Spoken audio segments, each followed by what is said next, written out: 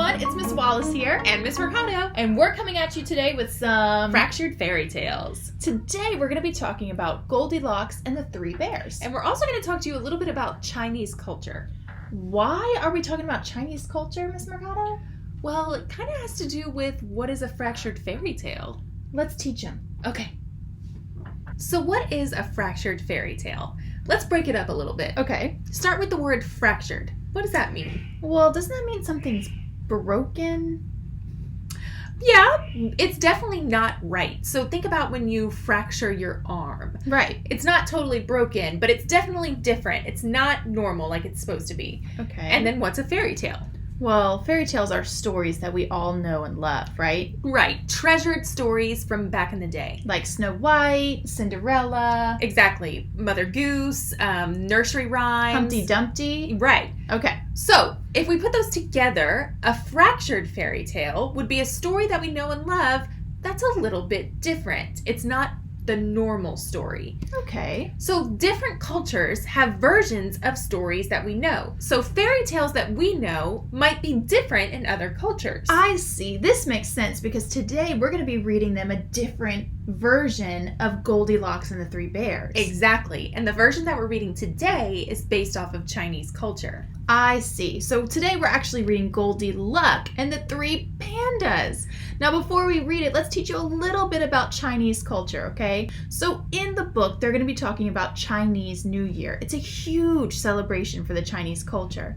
Chinese New Year usually lasts like 2 weeks, right? Yeah, right about 15 days. And it's very important because it's when the Chinese people celebrate good luck, wealth, and long life. Cool. Even on New Year's Eve, the families get together for a holiday meal and they eat food with special meanings. What kind of meanings does the food have? Well, Chinese dumplings, they're actually shaped like Chinese money and represent prosperity or success. We need to eat some dumplings then. I love dumplings. Fish symbolizes the abundance that people hope for in the new year. The Chinese word for fish sounds like the word for excess. Ooh, and long noodles. Yummy. What do those represent? Long life. Oranges are round like gold coins, and they're thought to bring great wealth to people if they eat them for Chinese New Year. I bet they eat a lot of oranges.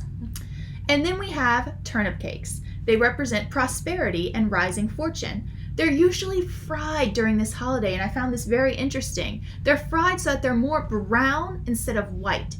White is an unlucky color in Chinese culture, and you're going to see a lot of turnip cakes in this story. And I bet those turnip cakes are going to be brown. The Chinese zodiac is very interesting. Each year represents a different animal. There's 12 animals in the Chinese zodiac. So they're each represented every 12 years. There's also 5 elements in the zodiac: wood, fire, earth, metal, and water. But what's really special about this story is that we're going to talk about the year of the Golden Dragon. That sounds pretty special. It only happens every 60 years when we come across the year of the dragon and the year of the metal element. Now, in the Chinese language, the characters for metal and gold are the same. So the metal dragon is usually called the Golden Dragon year. It's especially lucky. Wow. Now, red envelopes are also very special for Chinese New Year. Why would a red envelope be special? Well, red is a lucky color in Chinese culture. And I guess white is unlucky. Yeah. So many New Year's decorations that you see for the Chinese New Year are going to be red. Traditionally, older and married people give red envelopes filled with money to children and unmarried people. It's considered to be good luck to the person who gives the red envelope and to the person who receives it.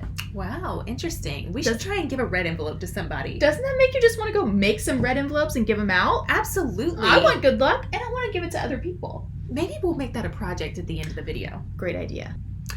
Before we read the Chinese version of Goldilocks and the Three Bears, let's talk about what the version we know is all about. Let's remind ourselves. Okay.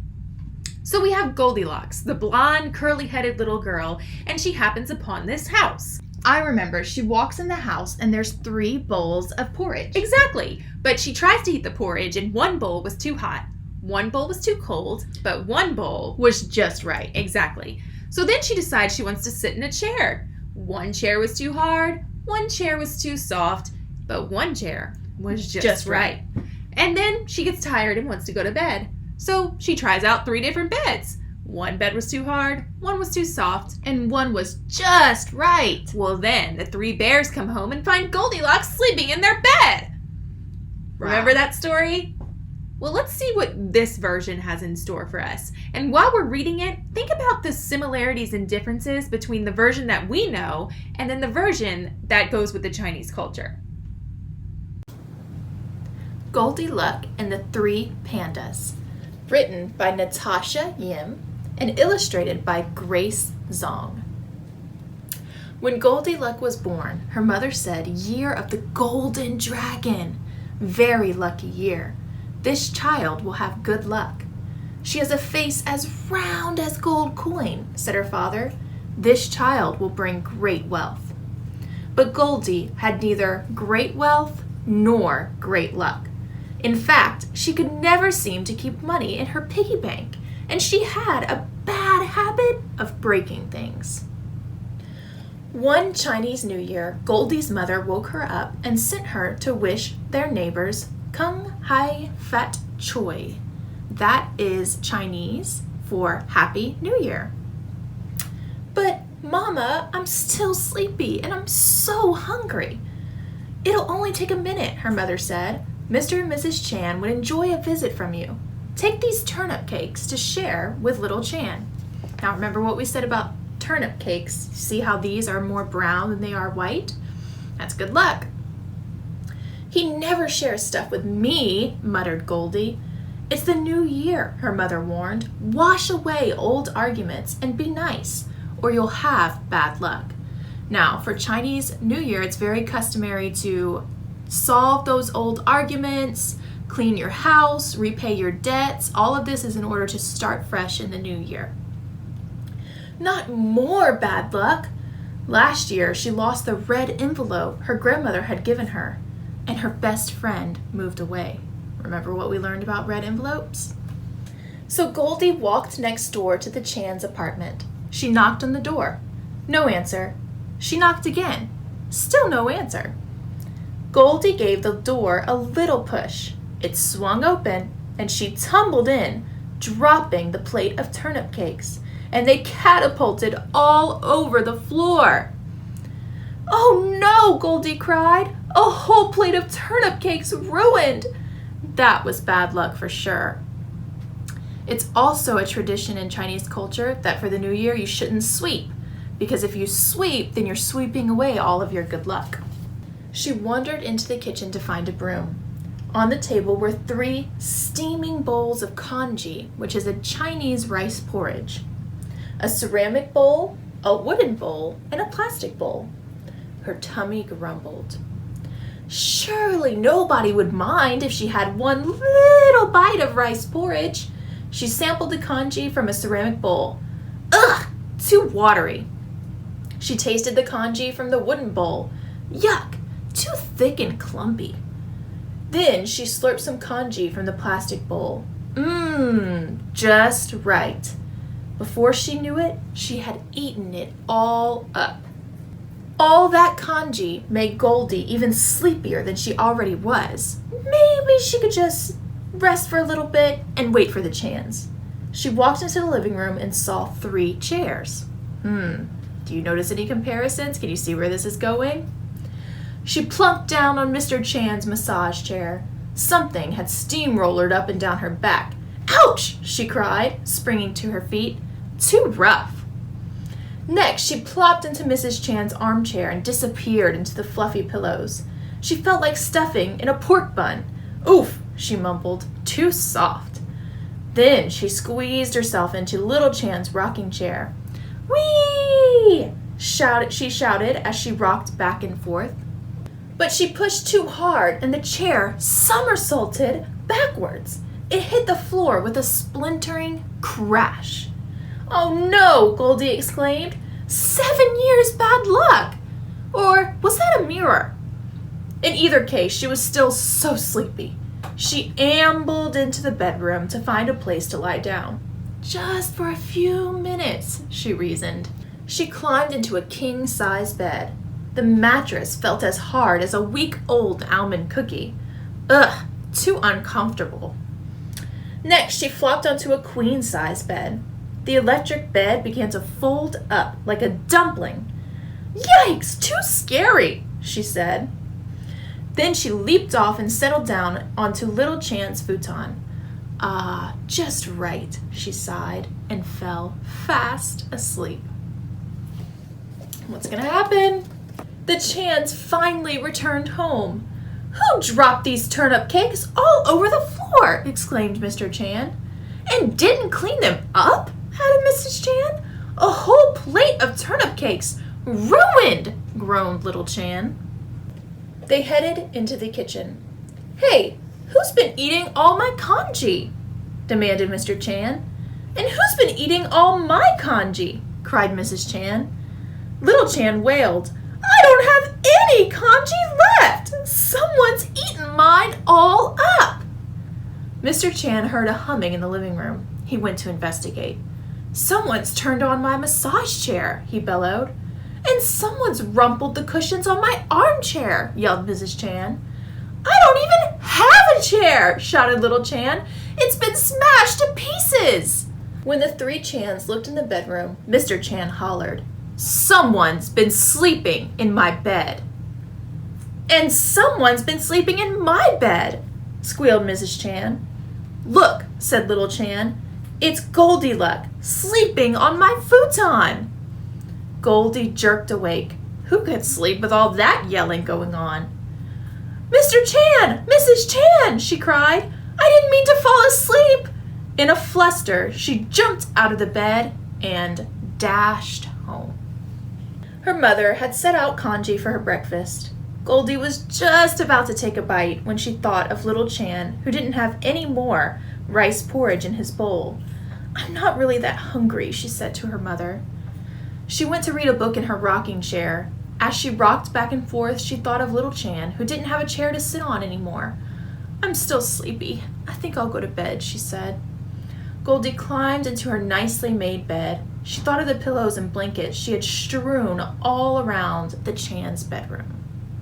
Goldie jumped up and ran back to the kitchen. She grabbed her bowl of congee and rushed back to the Chan's apartment. I didn't mean to break little Chan's rocking chair, she said to Mr. Chan. I'll help you glue it back together.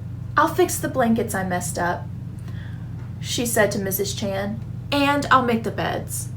Goldie handed her bowl of congee to little Chan.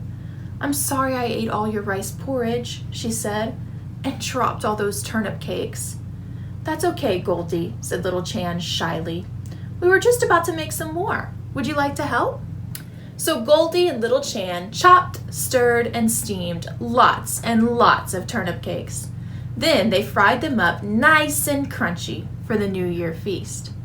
What color do you think they made them? Mrs. Chan handed Goldie a red envelope. Kung Hai Fat Choi, Goldie, she said. May the new year bring you great wealth and good luck. Thank you, Goldie said, but I think I've found some good luck already. She smiled at little Chan, and the two friends sat down together eating a whole plate of turnip cakes.